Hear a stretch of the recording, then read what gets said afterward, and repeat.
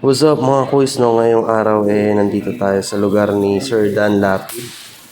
Kilalang tao to sa Guagua, Pampanga. At eto, ginagawa natin ng cellphone holder niya para sa Harley Davidson Sports Glide 1745cc na Harley Davidson. So yan, ginagrind ko yan, pinapanipis ko yung cellphone holder niya, yun doon sa butas niya para mailagay natin ng saktong-sakto yung cellphone holder niya.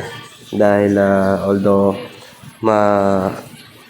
pudpud na yung tornilyo niya sa side mirror, so hindi na kayang ihigpitan pa at pag nailagay na to.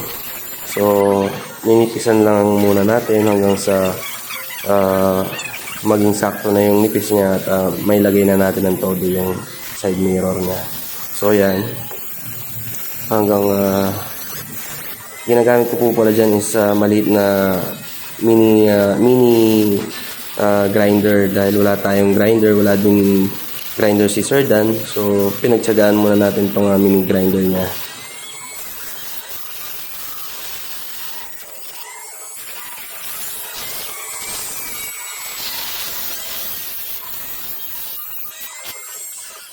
So dito sa part na to papalitan ko na yung bala ng mini grind natin dahil nahihirapan na ako ditong magpudpud. So papalitan natin ng pang-cutting para mas mabilisan ng pagpupudpud at manipis natin ng mabilisan.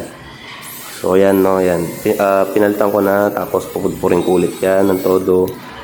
Tapos dapat kasi pulido yan at hindi sobrang kapal, hindi sobrang nipis kasi possible na masira yung cellphone holder niya kapag hinigpitan natin yung tornilyo niyan. So yun guys.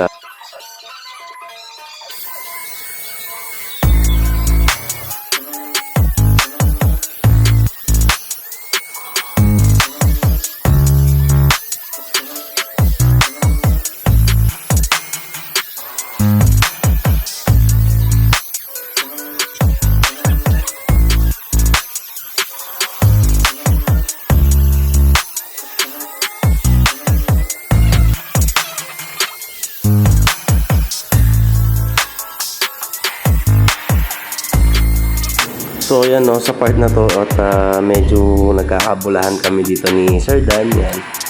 Dahil sa mga aftermarket na accessories na binibili niya.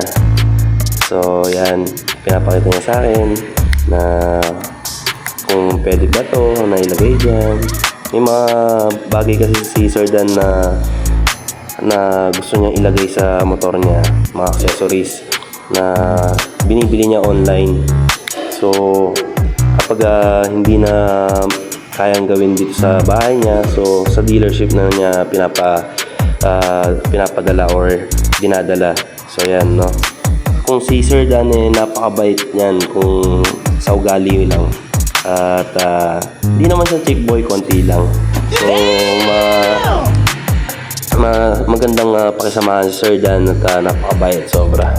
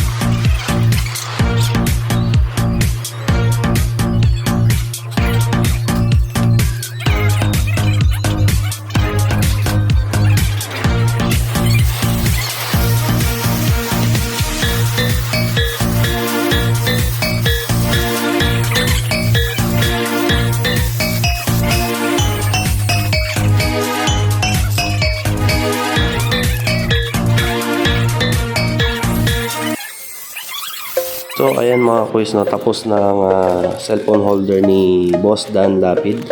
At nagliligpit na lang ako dyan at para makaalis na tayo. Naglilinis na lang ako sa mga tools at pinawalisan ko yung mga kalat na gawa kanina. So yan, niligpit natin lahat.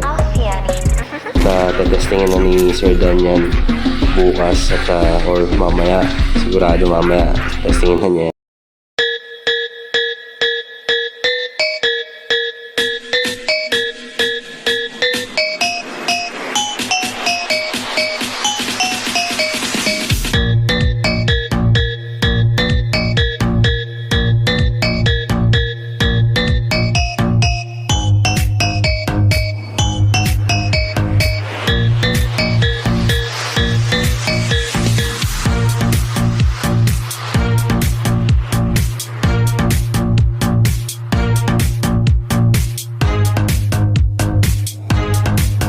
So yun, no mga quiz, bago magtapos itong video na to, sa mga gustong umorder ng mga bulaklak dyan at magregalo, dito lang kay Pink's Flower Shop.